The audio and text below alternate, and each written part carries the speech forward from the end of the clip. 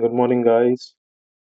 This is going to be your lecture on President, Vice President, Attorney General, CAG, and Order of Presidents, right? ये वो questions हैं जो exam में आपको देखने को मिलते ही हैं हर साल. So, without going into the depth of the topic, because that is not requirement for upon our state public service commissions, be it UPPCS, be it HCS, right?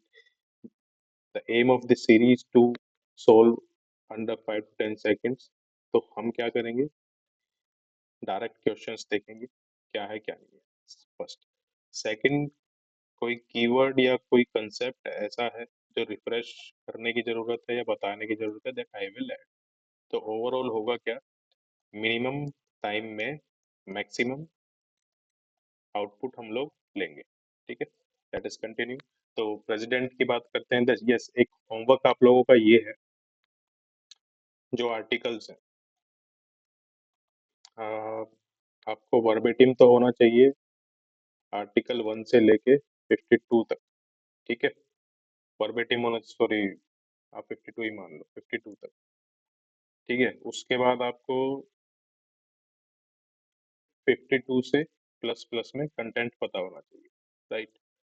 उसके अलावा जो इम्पोर्टेंट आर्टिकल्स है वो हम लोग, मैंने इसमें पीडीएफ में क्रॉस चेक भी कर लिया है, कहीं पर रिक्वायरमेंट तो लिख भी दिया है, तो ये आपको मेमोराइज जरूर करना है. अच्छा, अगर नहीं करोगे तो क्या होगा, देखो, 1 से 2 क्वेश्चन, ठीक है, कोई भरोसा नहीं है पीसीएस वालों का.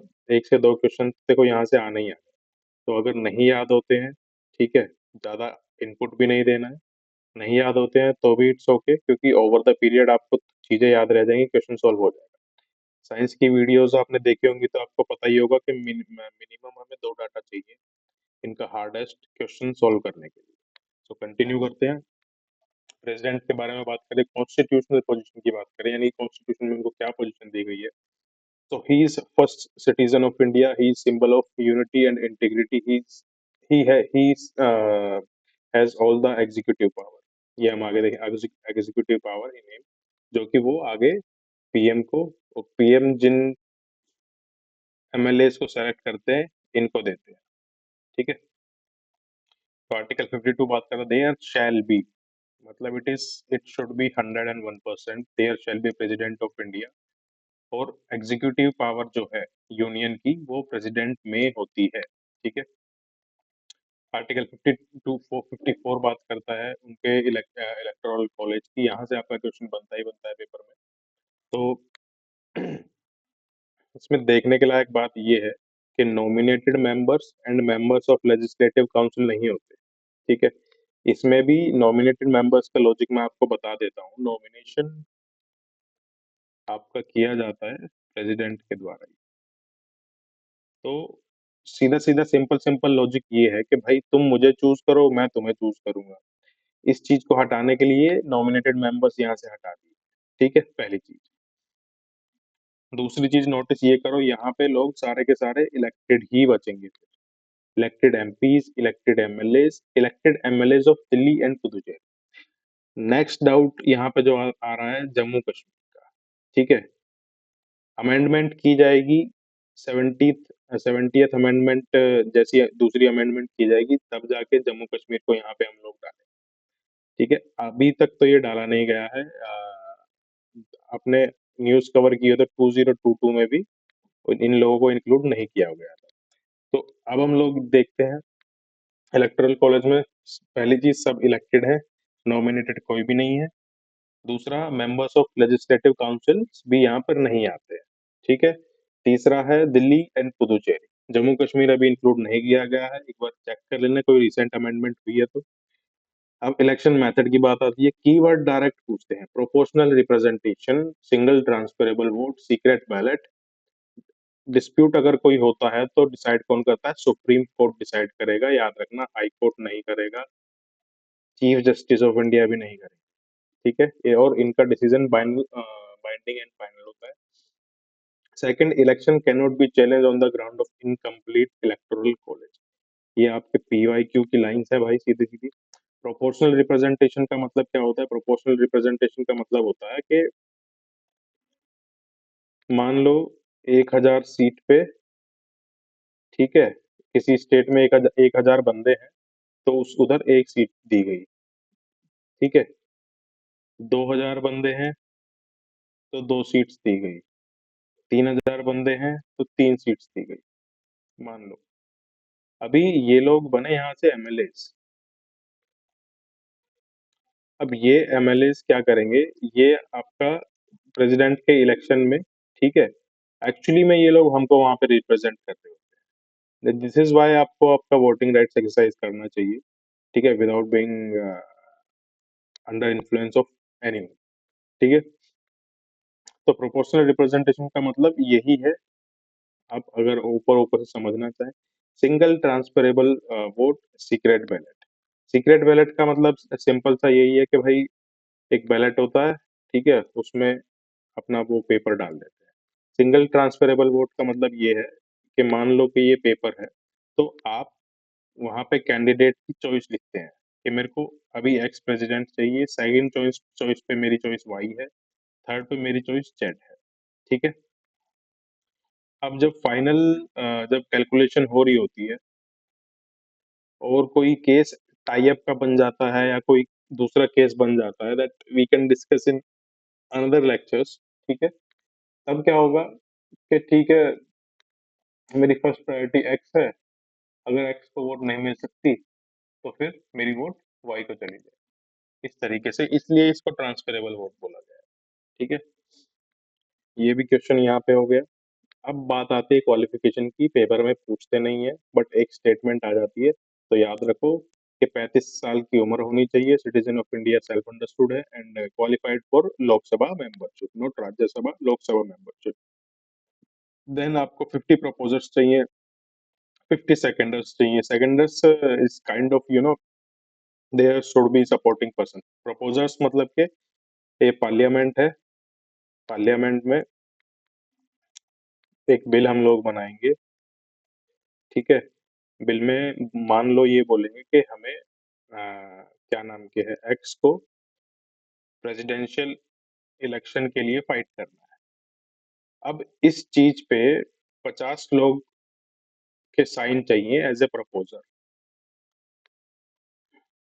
50 लोग जाके स्पीकर साहब के पास जाके बोलेंगे कि भाई ये है ऐसे ऐसे ऐसे, मतलब कि एक पेपर पे साइन कर दिया था, यानी कि 50 लोगों ने बोल दिया, ठीक है। और इसी पेपर पे सेकेंडर्स चाहिए, ठीक है, सपोर्ट करने के लिए। तो आप याद रखो 50-50। सिक्योरिटी डिपॉजिट होना चाहिए 15,000, और अगर आप 1/6 जितनी वोट्स हैं इनसे भी इतनी भी अगर वोट सिक्योर नहीं कर पाते हैं, ठीक है, तो आपका जो कैंडिडेचर है वो कैंसिल हो जाएगा। देन आपका आता है टर्म एंड रिमूवल। तो कितने साल के लिए होता है, आर्टिकल 56 से 5 साल के लिए होता है। प्रेसिडेंट रिजाइन किसको करता है, वाइस प्रेसिडेंट को करता है। रिमूवल इम्पीचमेंट होता है, स्पेशली दिया गया है आर्टिकल 61 में। ग्राउंड होता है वायोलेशन ऑफ कॉन्स्टिट्यूशन, एंड अभी तक कोई प्रेसिडेंट इम्पीच नहीं किए गए हैं। अब मैं ये इम्पीचमेंट और ये इम्पीचमेंट क्यों नहीं हुई है ये बता देता हूँ आपको। See, he is first person of India, right. First person, बहुत बड़ी बात है होना, first person of India. Second, all executive power, ठीक है। पावर्स देखेंगे तो पावर्स भी काफी दी गई है, ठीक है। ओवरऑल हम ये कह सकते हैं कि मैंने बनाए रूल्स, मैंने रूल्स बनाए, और अगर मैं ही उनको फॉलो ना करूं, ठीक है, तो इधर थोड़ा सा मतलब ये डेरोगेटरी हो जाता है, समझ रहे हैं बात। इसीलिए वायलेशन ऑफ कॉन्स्टिट्यूशन यहाँ पे ग्राउंड दिया, फर्स्ट थिंग, ठीक है। सेकंड, इम्पीचमेंट वर्ड यूज किया गया। Impeachment is different from removal. Impeachment is more like punishment, ठीक है। रिमूवल का मतलब सीधा सा है कि रिमूव कर दिया, हटा दिया। Impeachment is more like punishment दे। तो आर्टिकल 61 में ये सारा प्रोसेस लिखा हुआ है, ठीक है। और अभी तक कोई प्रेसिडेंट इम्पीच नहीं किया गया, बिकॉज ये बहुत डेरोगेटरी हो जाता है किसी को इम्पीच करना, ठीक है। अब वैकेंसी की बात करें, हाँ सॉरी, हाँ, अगर प्रेसिडेंट साहब बीमार हो जाते हैं या बाई चांस डेथ हो जाती है या किसी कारण से उन्हें इम्पीच कर दिया गया, नॉट रिमूवल, इम्पीच कर दिया गया, ठीक है? अब प्रेसिडेंट का ऑफिस खाली रहेगा नहीं, तो कौन आएगा? तो वीपी आएगा। अब मान लो प्रेसिडेंट भी नहीं है, वीपी भी नहीं है, ठीक है? या फिर प्रेसिडेंट की तबीयत खराब हो गई, प्रेसिडेंट साहब गए छुट्टी पे, वीपी साहब को अभी कोविड हो गया, वीपी साहब भी गए छुट्टी पे, ठीक है? तो तो आएंगे chief justice of India, whoever comes, जो भी आता है, ठीक है? तो ये कंसेप्ट समझो, पावर होती है ऑफिस की, नॉट द पर्सन। ऑफिस में भी पावर होती है चेयर। तो जब मैं सी अब अगर सीजेआई आएंगे, स्पीकर की चेयर पे बैठेंगे, सॉरी, आपका प्रेसिडेंट की चेयर पे बैठेंगे और उनकी ड्यूटीज फॉलो करेंगे, तो ये समझ लो ध्यान से। तो इमोल्यूमेंट्स उस टाइम के लिए जितने भी हैं प्रेसिडेंट के, वो उनको मिले, ठीक है? इतना सिर्फ याद रखो, पावर कहाँ होती है, किसकी होती है, और आपका एक स्टेटमेंट करेक्ट हो जाएगा, बी इट यूपीएससी और स्टेट पीसीएस। देन आपका कंडीशंस है कुछ प्रेसिडेंट बनने की। मान लो कि आप प्रेसिडेंट हो, ठीक है? और एमपी एमएलए इलेक्ट हो जाते हैं, या फिर एमपी एमएलए हो प्रेसिडेंट इलेक्ट हो जाते हैं, तो आपको या तो वहां पार्टी में अपनी सीट छोड़नी पड़ेगी या प्रेसिडेंटशिप छोड़नी पड़ेगी, दोनों एक साथ नहीं चलेगा, ठीक है? तो ये हमारा आर्टिकल 59 कहता है। सेकंड कहता है कि प्रेसिडेंट की ओथ कौन दिलाता है? सीजेआई दिलाता है। आर्टिकल 60 सैलरी होती है 5 lakh per month, consolidated fund of India, ये आपसे नहीं पूछेंगे। लेजिस्लेटिव पावर की बात करें, यानी कि कानून बनाने में उनका क्या रोल है, ठीक है? तो business of government conducted in his name because he is the first person, that is article 77। Article 108 your joint setting पूछते हैं पेपर में, ठीक है? समन कौन करता है? प्रेसिडेंट समन करते हैं। बिल्स की बात करें, असेंट देते हैं, withhold, can withhold the assent and return except money bill, ये हम लोग बिल्स में बात करेंगे। Must give assent if bill passed again, can not return money bill introduce only in Lok Sabha with his prior recommendation. अभी देख लो।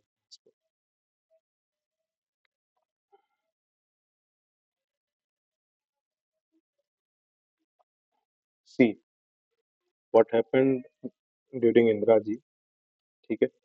इंदिरा गांधी के टाइम पे क्या हुआ था, उनको टेक्निकली मोनार्की क्रिएट कर देनी थी यहाँ पे इंडिया, तो उन्होंने कुछ अमेंडमेंट्स पास किए 42nd, ठीक है?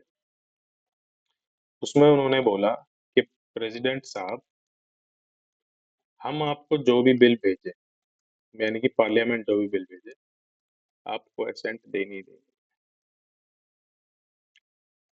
ये मतलब डायरेक्ट नहीं बोला था, टेक्निकली उन्होंने रूल्स ऐसे बनाए थे कि प्रेसिडेंट को असेंट देनी ही देनी पड़ती। उससे पहले क्या था, उससे पहले प्रेसिडेंट नी जर्क लेजिस्लेशन का काम करते थे। मतलब कि अगर मेरे एज ए प्रेसिडेंट मेरे को अगर पारित किया गया लॉ, ठीक है, देश की भलाई में नहीं लग रहा है, ठीक है, तो मैं उसको विदहोल्ड कर दूंगा, या फिर मैं उस पे पॉकेट वीटो लगा दूंगा। वीटो अगेन, वीटो का मतलब होता है to destroy the votes, to destroy the votes, not the right word, ठीक है? इंडियन कंटेक्स्ट में, क्योंकि यहाँ वो नहीं होता है लेकिन बुक्स में लिखा हुआ है तो ठीक है, पढ़ लेते हैं, लेकिन मैंने एग्जाम में नहीं देखा है। Veto is not the right word in Indian context. आपने लक्ष्मीकांत पढ़ी होगी तो वहां पे उन्होंने भी साफ साफ ये लिखा हुआ है, एटलीस्ट अपडेटेड वर्जन में तो लिखा ही हुआ है, पहले नहीं था। तो दूसरा हमारा आता है मनी बिल का कंसेप्ट। मनी बिल का कंसेप्ट वापस क्यों नहीं कर सकते? सी, पर्स, पर्स में पैसे, इसकी पावर किसको दी गई है? इसकी पावर दी गई है लोकसभा। लोकसभा को क्यों दी गई है? क्योंकि यहाँ पे होते हैं MLA, member of legislative assembly. MLA कौन चुनता है? सिटीजन्स चुनते हैं। This is the reason indirectly ये पावर सिटीजन्स के ही पास है, through MLA, through legislative, through Lok Sabha. ठीक है, दिस इज द रीजन के प्रेसिडेंट साहब को, ठीक है, आपका कोई भी मनी बिल है उस पे इतना राइट नहीं दिया गया, और इसको डीप डेप्थ में डिस्कस कर सकते थे, बस अभी इतना ही समझ लो, इतना ही रिक्वायर्ड है।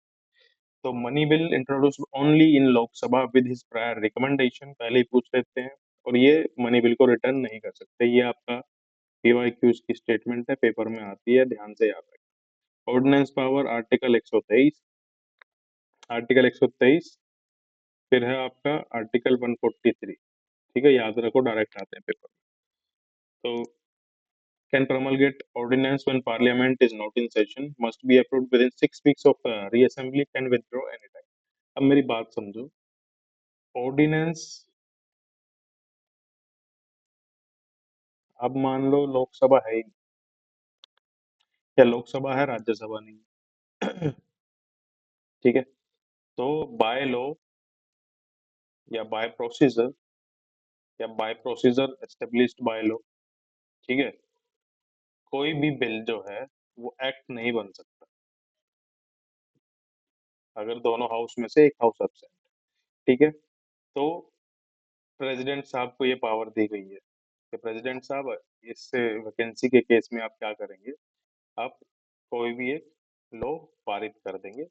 हम लोग जब आएंगे, यानी कि जब भी पार्लियामेंट सेशन में आएगा, ठीक है, विद इन 6 वीक्स हम उस पर डिसीजन ले लेंगे कि ये हमें रखना है या नहीं रखना। अगर रखना है, ठीक है, तो रख लेंगे, ये फिर से आगे जाकर डिस्कस होगा। ठीक है, नहीं रखना है तो वहीं पे रिमूव कर देंगे, सिर्फ इतना अभी पढ़ो यहाँ पे। सेकंड जो आता है वो ये आता है कि भाई ऐसे तो प्रेसिडेंट साहब खुद लॉ बना सकते हैं बार बार बार बार बार बार। ठीक है, तो ये केस रिमूव कर दिया गया है, टेक्निकली पेपर में आपसे पूछेंगे नहीं, पेपर में इतना ही पूछेंगे। ठीक है, अब बात आती है जुडिशियल पावर्स की, आर्टिकल आपका 72, PRRRC, यानी कि PR3C, pardon, reprieve, respite, रेमिशन, commutation. क्या पूछते हैं, इनका मीनिंग पूछते हैं। पार्डन का मीनिंग होता है कंप्लीटली माफ कर देना। ठीक है, रिप्राइव का मतलब होता है डिले कर देना किसी चीज को, रिस्पाइट का मतलब होता है पोस्ट कर देना या टू टेक बैक। ठीक है, यानी कि कुल मिला के पोस्ट करना ही होता है। रेमिशन का मतलब होता है रिड्यूस कर देना। कम्यूटेशन का मतलब होता है पनिशमेंट को चेंज कर देना। इससे ज्यादा डेप्थ में आज तक मैंने क्वेश्चन नहीं देखा है इस पर्टिकुलर चीज पे। Advisory power 143, can seek advice from supreme court. अब यहाँ एक चीज ये समझ लो कि एडवाइस, ठीक है, बाइंडिंग होती है या नहीं होती। यार, अगर ये चीज बाइंडिंग करनी होती, ठीक है, तो यहाँ एडवाइस की जगह कुछ और वर्ड होता। मेरे को तो रिकमेंडेशन याद आ रहा है, but recommendation is not the right word, कुछ और वर्ड होता। तो इस तरीके से सोचा करो, पॉलिटिक के जब क्वेश्चन सोल्व करो, एडवाइस बाइंडिंग नहीं है सुप्रीम कोर्ट की, अदरवाइज एडवाइस की जगह कुछ और वर्ड होता।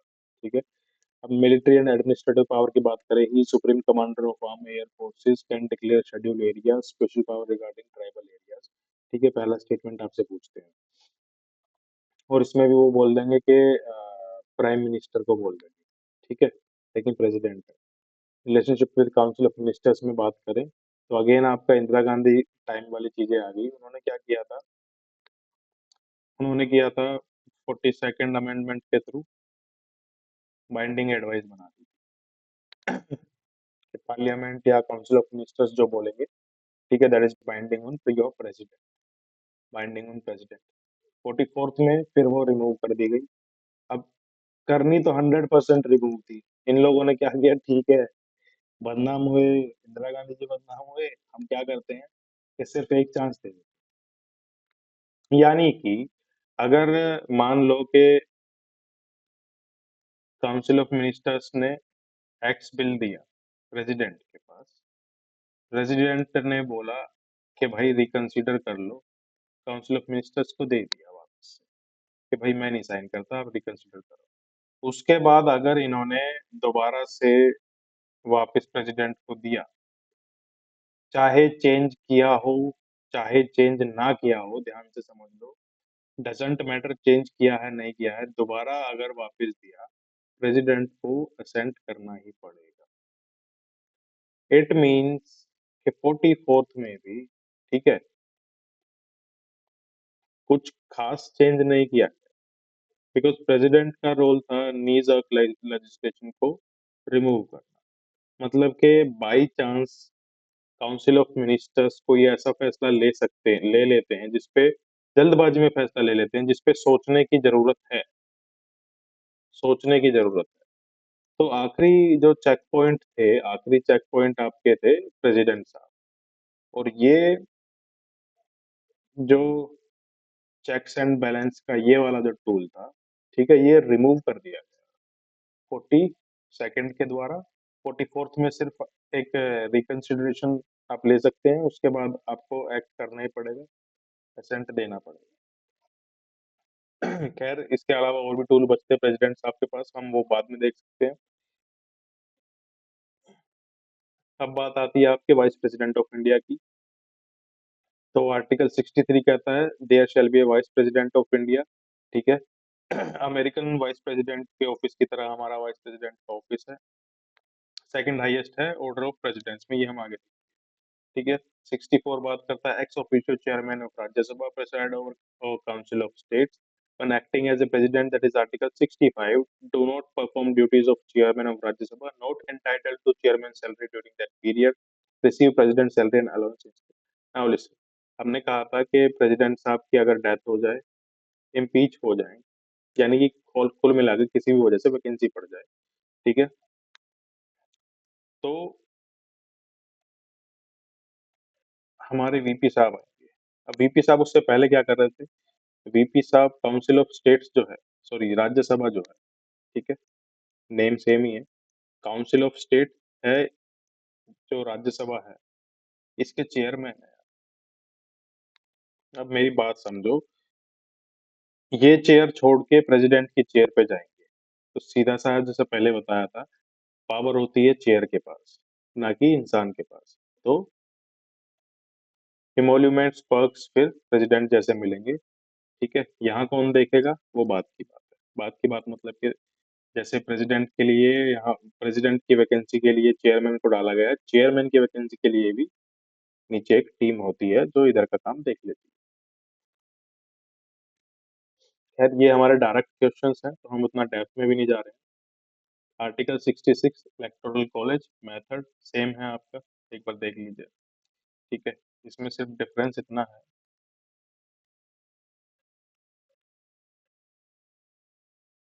ये प्रेसिडेंट से अलग है जो ये, कि इसमें इलेक्टेड और नॉमिनेटेड दोनों मेंबर्स होते हैं, प्रेसिडेंट में आपका नॉमिनेटेड मेंबर्स नहीं थे, ठीक है। इसमें स्टेट लेजिस्लेचर पार्टिसिपेट नहीं करता, क्यों नहीं करता ये आप मुझे बताओ, लॉजिक सेम है, जो प्रेसिडेंट में नॉमिनेटेड मेंबर्स नहीं होते, सेम लॉजिक यहीं पे है, कमेंट करो, ठीक है। क्वालिफिकेशन की बात करें, 35 ईयर्स की एज, प्रेसिडेंट की भी बात करें तो 35 ईयर्स की एज थी, लोकसभा के लिए क्वालिफाइड होने चाहिए थे, यहाँ पे राज्यसभा के मेंबर बनने के लिए क्वालिफाइड होने चाहिए, बहुत सिमिलर चीज है। टर्म अगेन 5 साल, ठीक है। रिमूवल 67 सब क्लोज बी, रेजोल्यूशन पास होता है राज्यसभा में एब्सोल्यूट मेजोरिटी में। नाउ द पॉइंट इज कि वो डायरेक्ट आपसे ये नहीं पूछेंगे, ठीक है, आपसे पूछेंगे इसको, मान लो कि powers of Lok Sabha and Rajya Sabha, उसमें तो तो रिमूवल ऑफ चेयरमैन साहब है राज्यसभा का, ठीक है, उसमें चलती किसकी है, सिर्फ राज्यसभा की। यहाँ पे लोकसभा सिर्फ एग्री होती है। ऐसे ही दूसरा कंसेप्ट ये है कि मनी बिल में चलती किसकी है, लोकसभा की चलती है, राज्यसभा सिर्फ एग्री होती है, ठीक है। तो याद रखो, इस तरीके की छोटी छोटी चीजें हैं। सैलरीज की बात करें, chairman of Rajya Sabha 4 lakh per month, कोई नहीं पूछेगा। Constitution does not fix separate emoluments for your VP as such, ये भी कोई नहीं पूछेगा आपसे स्टेट वीपी, ये पूरा मैंने डिस्कस कर ही दिया है, ठीक है, एक बार देख लो पोस्ट करके। काउंसिल ऑफ मिनिस्टर्स की बात करें, दिस इज इम्पोर्टेंट। अब अभी देखो होता क्या है, इलेक्शन हुआ, मैं प्रेसिडेंट, सॉरी मैं पीएम बना, ठीक है। अब मैं पीएम बन गया। अब प्रेसिडेंट साहब मेरे से पूछेंगे कि पीएम साहब अपना एक कैबिनेट वगैरह कुछ बना लो, तो पीएम साहब बताएंगे कि X Y Z A B C, ये 6 बंदे हैं साहब, आपने मेरे को तो एग्जीक्यूटिव पावर दे ही दी है, ठीक है। अब आप इनको भी एग्जीक्यूटिव पावर, ठीक है। This is the game of council of ministers यार। अब ये 6 बंदे प्लस में पीएम बैठ के डिसीजन लेते हैं, ठीक है। अब कुछ लोग इसको कैबिनेट बोलते हैं, कुछ लोग कुछ और बोलते हैं। सी, कैबिनेट जो वर्ड है, ठीक है, ये कॉन्स्टिट्यूशन में इंसर्ट किया गया था बाय एन अमेंडमेंट। समझ रहे हो पहली चीज। कुछ लोग कंपेयर करते हैं इसको यूएस कॉन्स्टिट्यूशन से, वो बात की बात है, स्टेट पीसेस में अभी तो काम नहीं आएगा आपको, तो इसको ही छोड़ते हैं, ठीक है। तो ये कंसेप्ट है काउंसिल ऑफ मिनिस्टर्स बनाने का। अब दूसरा यहाँ पे जो आता है कि प्रेसिडेंट साहब ने X Y Z A B C को बोला, अपनी पार्टी के सारे मेंबर्स को एग्जीक्यूटिव पावर क्यों नहीं दे दी? तो उसके लिए एक अमेंडमेंट हुआ था, ये 2003 में 91st अमेंडमेंट। तो आपकी लोकसभा की जितनी स्ट्रेंथ है, टोटल स्ट्रेंथ है मान लो 100, तो उसमें से या तो 15 या 15 से कम लोगों को वो एग्जीक्यूटिव पावर मिल सकती है, ठीक है। ये आपका पेपर क्वेश्चन है, ये पूरा कंसेप्ट है, ये हम एक बार देख लेते हैं। आर्टिकल 74 काउंसिल ऑफ मिनिस्टर्स की बात करता है, with PM at head to aid and advise the president. President bound by the advice can return advice once, हम देख चुके हैं। After reconsideration must act on the advice, advice not subject to court of inquiry.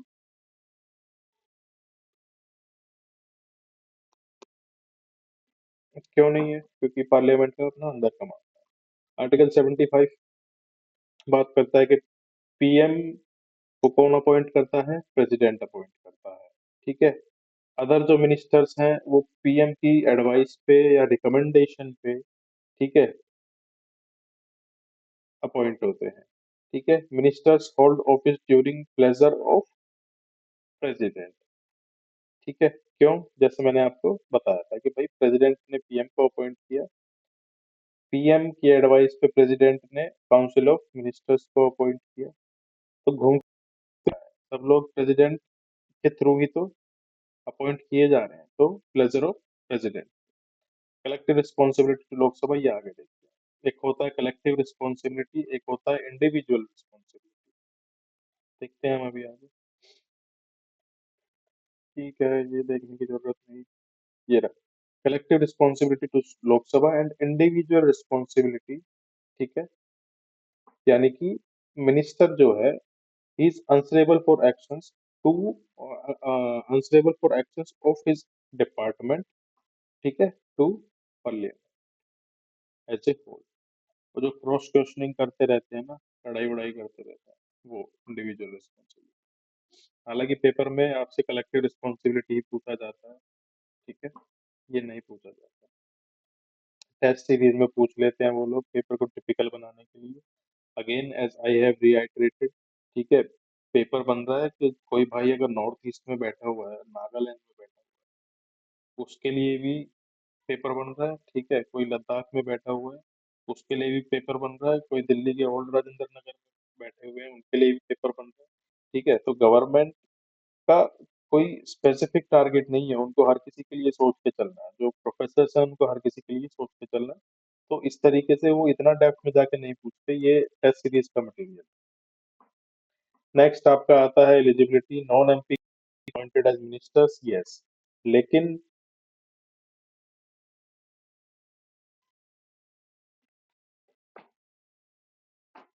6 महीने में, ठीक है, उनको कोई ना कोई must become nominated elected MP within 6 month. अच्छा, ऐसे ना दो कंसेप्ट हैं। अब इसको अभी तो वर्बेटिम याद रखो, ठीक है, कि non MP can appointed as a minister and must become MP within 6 month else cease to be a minister. ये मैं आपको बाद में बताता हूँ। Oath administer by president, vice president को ओथ कौन दिलाता है? प्रेसिडेंट दिलाता है। प्रेसिडेंट को कौन दिलाता है? कमेंट करो, सीजीआई। ठीक है। अब है प्राइम मिनिस्टर का key role, that is head of government, chairman of cabinet meeting, communicates council of ministers decision to president as per article 78, submits resignation to president, furnish information sought by president। ठीक है। Cabinet secretariat secretariat की बात करें, it is the under direct control of prime minister. Administrative head होते हैं cabinet secretary. ठीक है। Cabinet secretary जो होते हैं they are ex officio chairman of civil service board. ठीक है। ये स्टेटमेंट पूछते हैं आपसे। एलोकेशन ऑफ बिजनेस की बात करें, ये नहीं पूछेंगे। मिनिस्ट्रीज की बात करें तो पहले 18 थी, अब 41 है, कुछ खास नहीं है। 91st अमेंडमेंट ये आपसे पूछते हैं। 6 month rule for non MP, ये भी आपसे पूछते हैं। ये दो चीजें आपसे पूछते हैं। ठीक है। अब हमारे आते हैं कैग्स और अटॉर्नी जनरल साहब। तो सीधा सीधा कैग में ना ज्यादा आपको याद रखने की जरूरत नहीं है।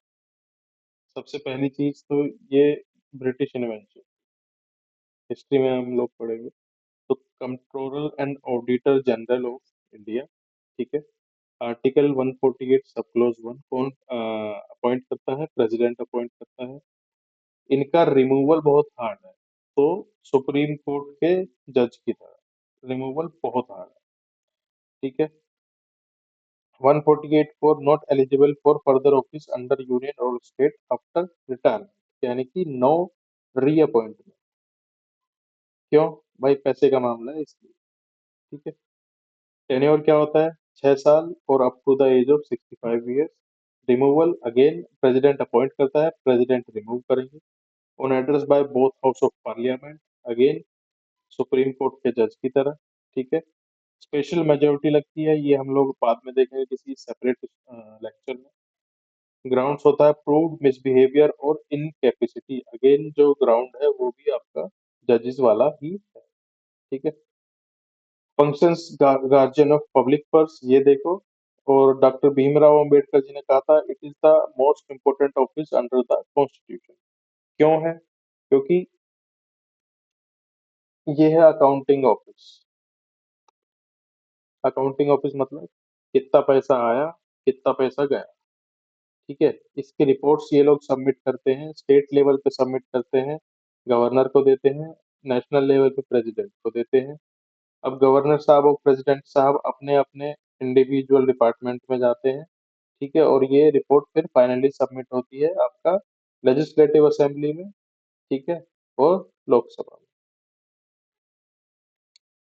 तीन रिपोर्ट्स कौन सी हैं? Audit on appropriation account, finance account and public undertakings. ठीक है। Examine by public account committee, pack आपका पूछते ही पूछते हैं पेपर में, ये भी हम देखेंगे।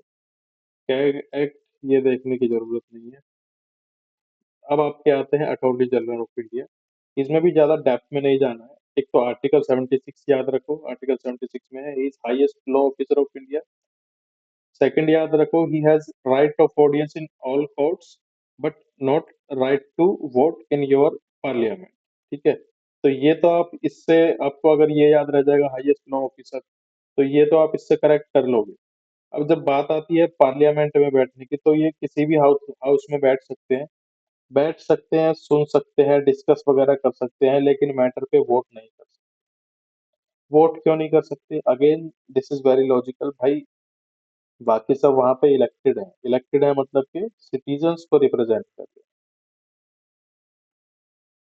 हमारे एजी साहब अपॉइंटेड है, सिटीजन्स को रिप्रेजेंट नहीं कर रहे हैं।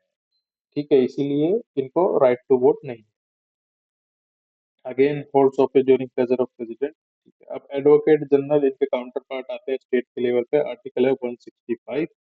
ठीक है। सेम पावर है बट स्टेट के लेवल पे। ठीक है। उसके बाद ये कोई जरूरत नहीं है हम कर चुके। अब हमारा नेक्स्ट टॉपिक आता है ऑर्डर ऑफ प्रेसिडेंस। ठीक है। ये आप ये मान लो कि बस एक रूल मान लो या प्रोटोकॉल मान लो। Protocol seems very accurate word. Protocol मान लो, ठीक है। Applicable only for state and ceremonial occasions, not relevant for day to day administrative functions. और ये नोटिफिकेशन 1979 अगेन सेम पीरियड में ये बनाया गया था, ठीक है। तो इसका क्या करना है आपको, इसको बस रीड कर लेना है, ठीक है। क्योंकि ये ऐसा टॉपिक है कि अगर प्रोफेसर साहब के सामने टेबल आ गई तो इसमें से एक क्वेश्चन दे दें, अदरवाइज इतना इम्पोर्टेंट नहीं है, ठीक है। तो प्रेसिडेंट है, वाइस प्रेसिडेंट है, प्राइम मिनिस्टर है, फिर गवर्नर्स है, उसके बाद फॉर्मर प्रेसिडेंट। तो आप एक चीज तो ये क्लब कर लो, 1 से 5 तक, ठीक है। फिर ये 5A है, डेप्यूटी प्राइम मिनिस्टर। इसका अपना एक अलग रोला है भाई, ठीक है। डेप्यूटी प्राइम मिनिस्टर का ये ऐसा है कि भाई मेरे को तो आईएएस बनना है, ठीक है। अब कुछ और ही पोस्ट बना दो, पावर्स तो हमारे हाथ में है। ये ऐसी पोस्ट है 5A। खैर तो प्रेसिडेंट, वाइस प्रेसिडेंट, प्रेसिडेंट सबको पता ही है, उसके बाद वाइस प्रेसिडेंट है, ठीक है। उसके बाद प्राइम मिनिस्टर है, फिर गवर्नर है, फिर फॉर्मर प्रेसिडेंट है, फिर डिप्टी प्राइम मिनिस्टर, ठीक है।